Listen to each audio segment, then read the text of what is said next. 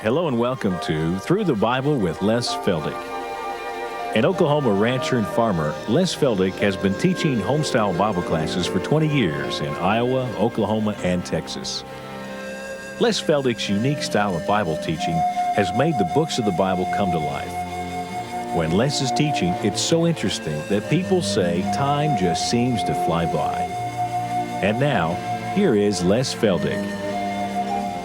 Okay, let's get everybody going again, and we're going to buy up the time because these 30 minutes go so fast.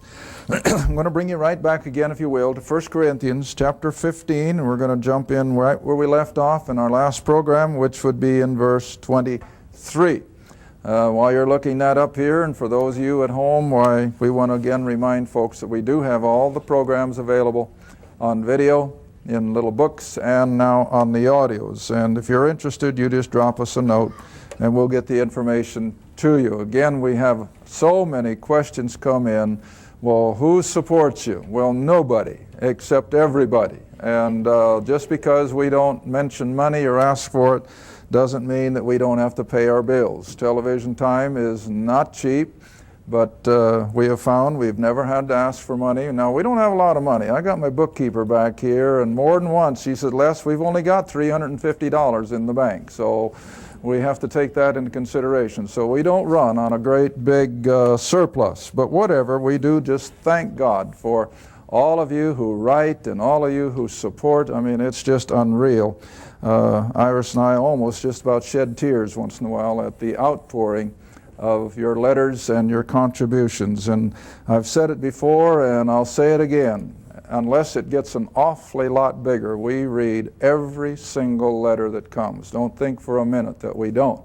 And some of them, you know, if they've got questions and so forth, why we read 2-3 times. But we love to have you write to us. We love to hear what's transpiring out in your situation. Okay, now let's come right back then to 1 Corinthians chapter 15, and coming in again at verse 23, but every man in his own company, or order is the word in the King James, and then as we saw in our last half hour, that means that Christ and the first fruits was the first little group of resurrection people, and then came the main harvest, which I feel is the body of Christ, those who have been saved during this age of grace. And then after the tribulation has run its course and we go into the kingdom for an extra 75 days, then the Old Testament saints, which of course would include Daniel and all the rest and the tribulation saints, will be resurrected in their company. All right, but before we go any further, like I said in the very first program this afternoon, I got the lines on the board. And it's been a long time since I've put my timeline up there, and I know this has opened a lot of eyes over the years to see how historically God's plan of the ages just keeps unfolding. And to give you first where I'm going to go on my timeline, I guess I'll have to take you away from 1 Corinthians and go back to Psalms chapter 2 for just a second, and all the way back to Psalms, the second chapter, which I have always referred to as the outline of the Old Testament prophetic program. Now, I've made the comment on this program umpteen times that all prophecy, all true prophecy, is directed only to the nation of Israel, and usually, maybe not always, but usually that prophecy will be within a time frame. In other words, the first real prophecy given in the Old Testament was when God told Abraham that the children of Israel would end up in a land that wasn't theirs and they would be in slavery. And he was speaking, of course, of Egypt and how that afterwards they would come out and they would come back to the land of Canaan. Now that was a distinctive prophecy of what would happen years down the road. But he put it in a time frame. 430 years, see? And then you get to Daniel chapter 9, and Daniel writes that 490 years are determined upon your people Israel. And there comes the prophecy again leading up to the crucifixion, and that's where we get our idea of the 7 years of tribulation. That was prophecy concerning Israel. Now there is nothing in the Old Testament, prophetic or otherwise, that connects it to the church, which is his body. Not a word.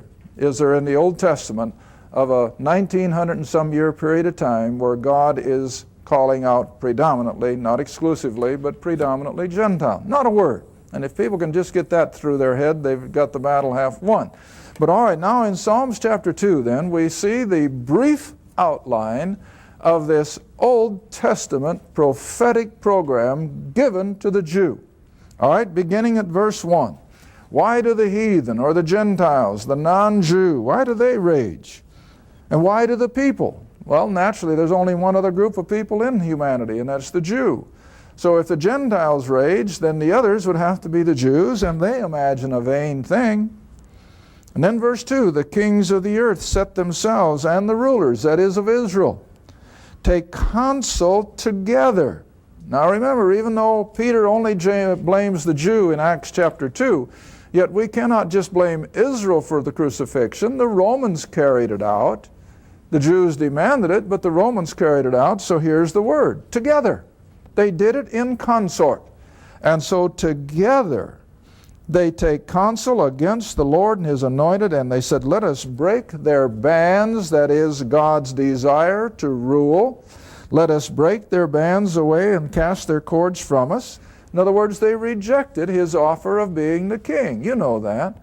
And that was the whole scope of His earthly ministry. He had come in fulfillment of all these prophecies that Israel would have the divine Son of God as their king and their Messiah and Redeemer.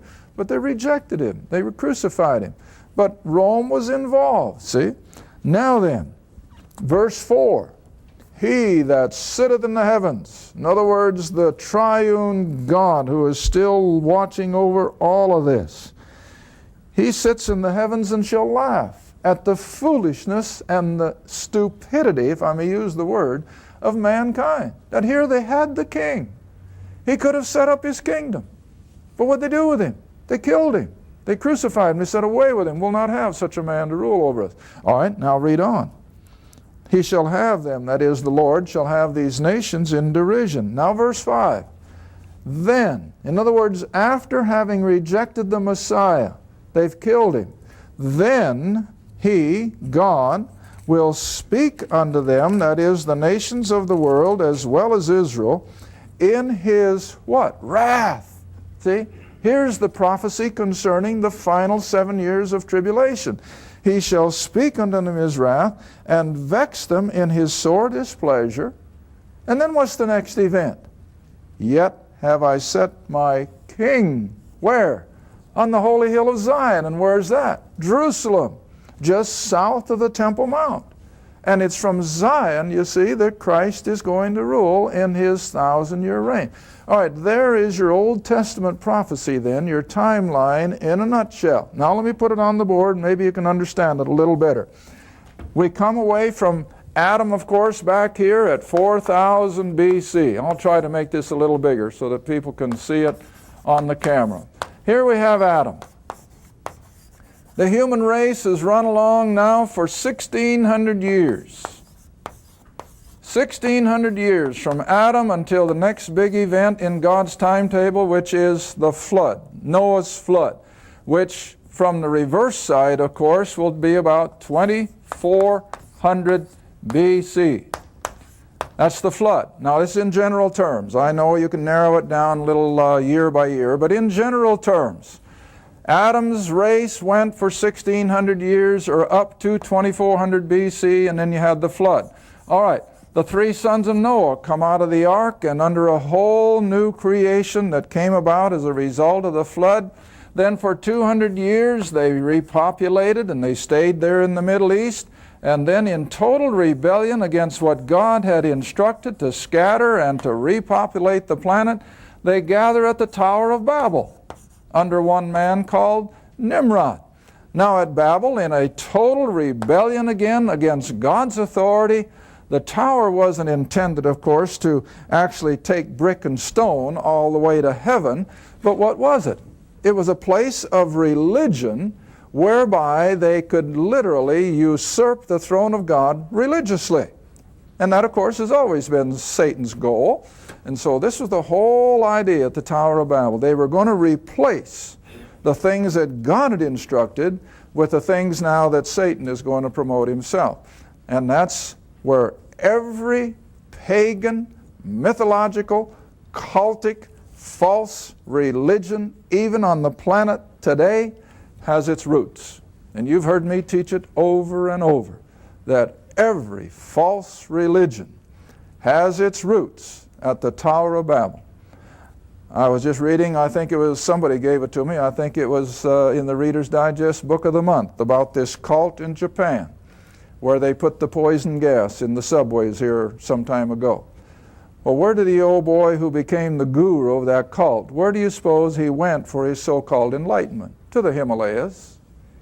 And so who did he find in the Himalayas? Some Buddhist guru who supposedly gave him the enlightenment, supposedly, and he goes back to Japan and begins this cult. Well, already you can see, you go right through Buddhism and you go through these other Eastern religions, and where are their roots? The Tower of Babel.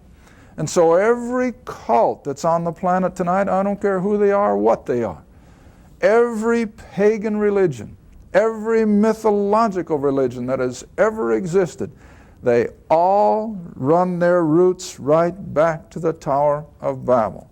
Okay, one of the big highlights, of course, in the Old Testament economy.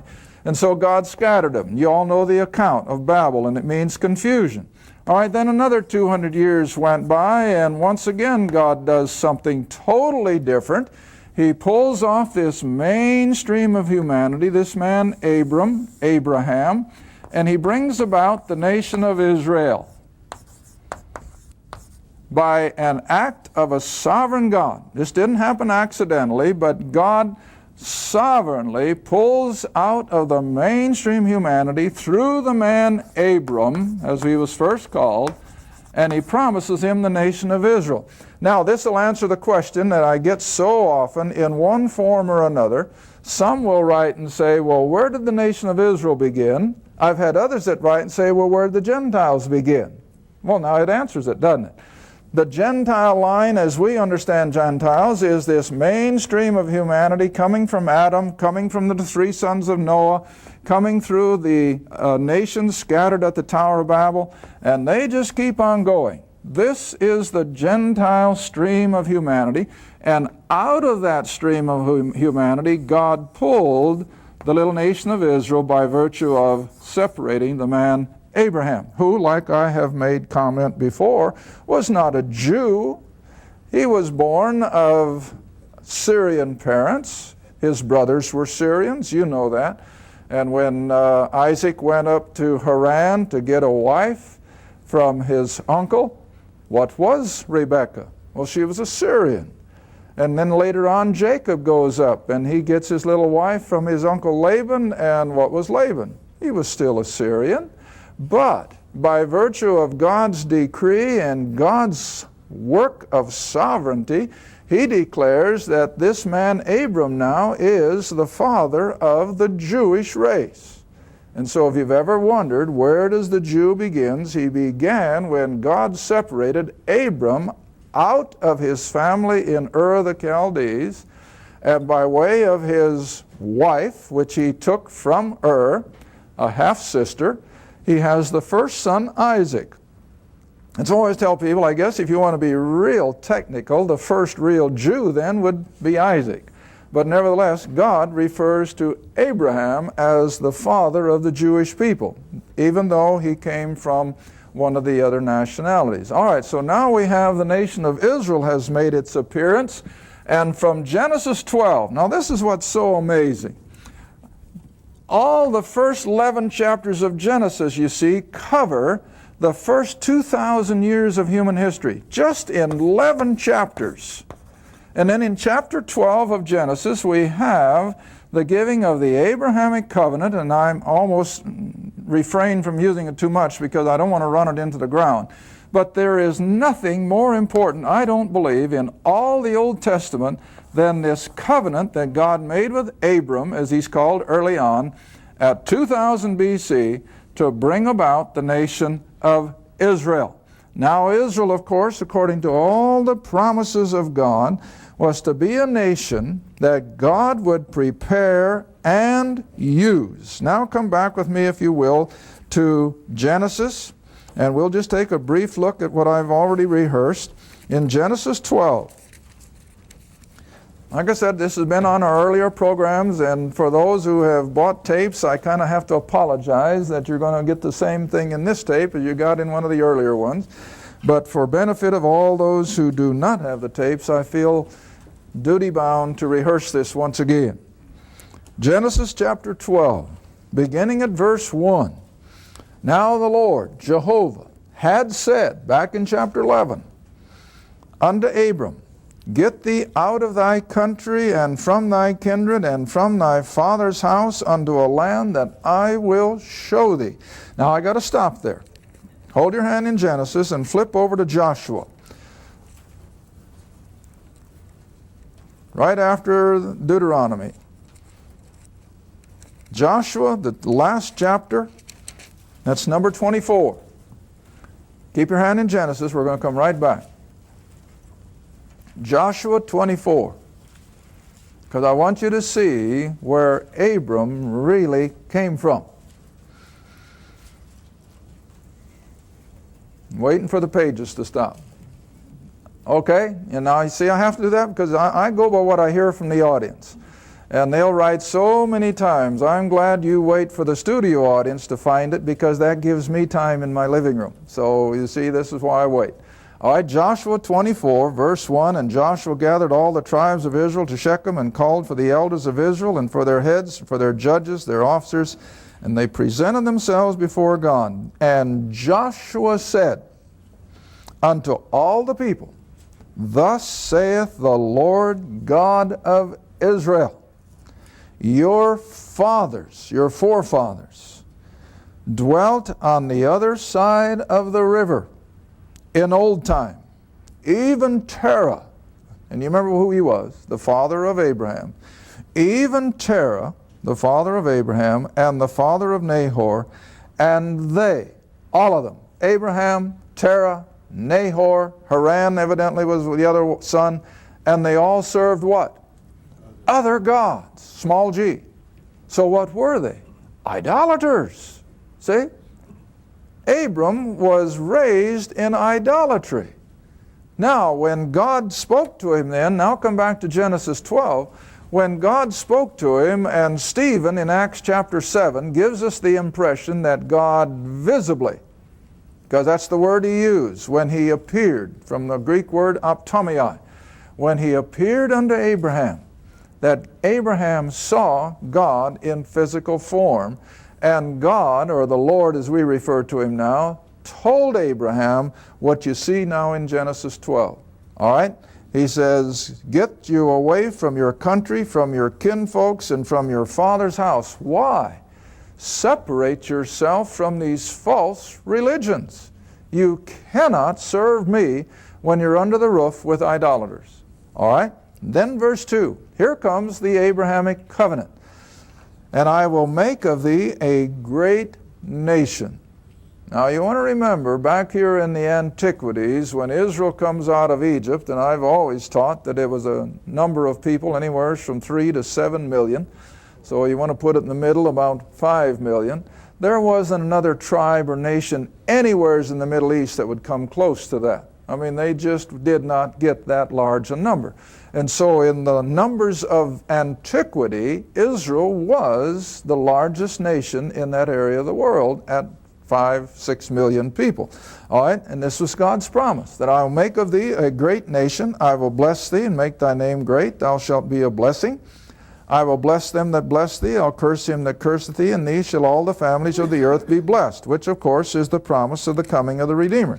All right, now then turn the page a little bit, if you will, and verse 15 in chapter 13. Now we see the next part of this Abrahamic covenant. Not only would they be a nation of people, but now God's going to have to put them in a geographical area of land. They can't just continue on in slavery in Egypt. if they're going to be a nation of people that God's going to work through, they have to be in their own borders. All right, here it comes. Verse 14 of chapter 13, the Lord said unto Abram, after Lot was separated, lift up now thine eyes and look from the place where you are northward, southward, eastward, westward. And you want to remember, if you've never been to Israel before, but right up through the spine of that little narrow neck of land between the Mediterranean and the Jordan River are mountains. And so here Abraham is on the high ground. And God says, now Abram, you look as far south, as far north, east, and west as you can look. Verse 15, for all the land, see? For all the land which thou seest, to thee I will give it, and to thy seed forever.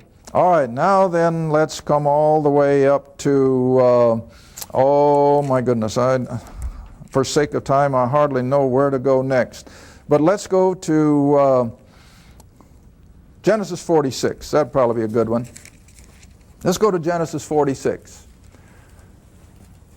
Now time has gone by, but it's still within that time frame of the prophecy. That was 430 years.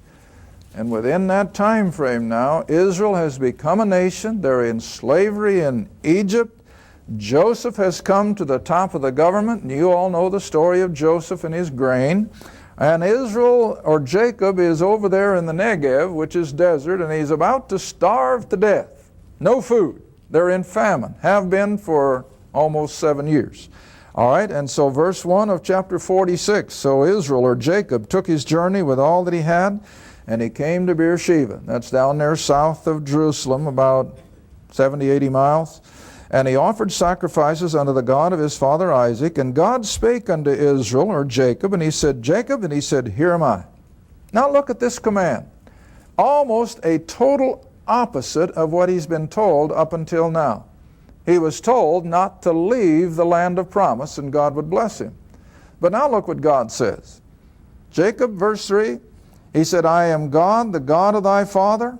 Fear not to go down into Egypt, for there, Egypt, I will make of thee a great nation. Did he? Yes. And so Jacob ends up in Egypt with all his sons, and they come out 215 years later.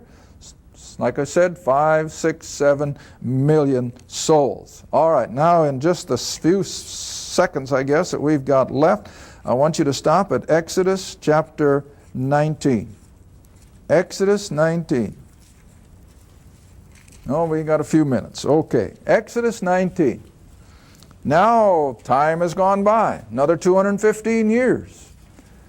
And now Moses has led the children of Israel out of Egypt. The 430 years are now completed. And we see the nation gathered around Mount Sinai, and now God is getting ready to do something totally different than He's ever done before. And I bet most people don't even think about it. Do you know that from Genesis 1 until Exodus 20, there was never any written do's and don'ts from God so far as what men could and could not do? Do you know there has not been one single item of God-instituted worship until we get here? Oh, I know they probably brought sacrifices, but so far as having an organized system of worship, there has been none. So here we have something that's never happened before, that God tells the nation of Israel that He's going to give them the law, He's going to give them the priesthood, He's going to give them the whole system of sacrificial worship. And for what purpose? To make them aware of God's holiness, to make them aware of His sovereignty, and to make them aware that God is preparing them for a future role in the midst of all the pagan idolatry that was now all the way around them. Now you want to remember, the whole world was steeped in idolatry now except for the offspring of Abraham. All right, now then look what he says in Exodus 19, beginning at verse 5. Exodus 19, beginning at verse 5. And the children of Israel encamped at the base of the mountain. Moses is up there talking with God, and this is what God tells him. Now therefore, if, see, there's the condition, if you will obey my voice indeed and keep my covenant, the one that he is about to give, the covenant of law, if you will keep my covenant, then you shall be a peculiar treasure unto me above all people. What does that do with the nation of Israel? Just like I got the line on the board, it lifts them out of that mainstream of humanity, and it puts them into that place of covenant relationship as God's favored, chosen people. Now we know that by the time we get to the book of Acts, when Paul so much as mentioned the word Gentiles to that Jewish audience, what happened? He had an uproar, a riot. Well, it all began, of course, with good intentions, that God intended this little nation of people to be a particular people of value that he could use to reach all those pagans. That was the whole concept. All right? Now look at it again in Exodus 19. So he says, you're a treasure unto me above all people. And why could God do that? Because all the earth is mine. What is he? He's sovereign. Oh, I can't drive that home enough. That God is sovereign. He created this ball of wax, and he can do with it whatever he wants. And man can shake their fist in his face all they want, and they'll never diminish God's sovereignty.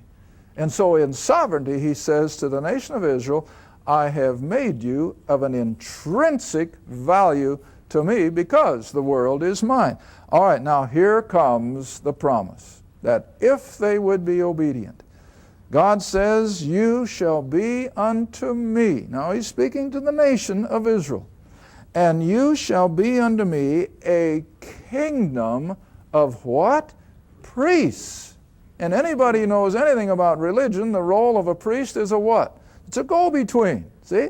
So every Jew was to be a prepared person to be a go-between someday down the road between the pagan world around them and Israel's God. All right? And you shall be unto me a kingdom of priests, a holy or a set-apart nation. These are the words which you must speak to the children of Israel.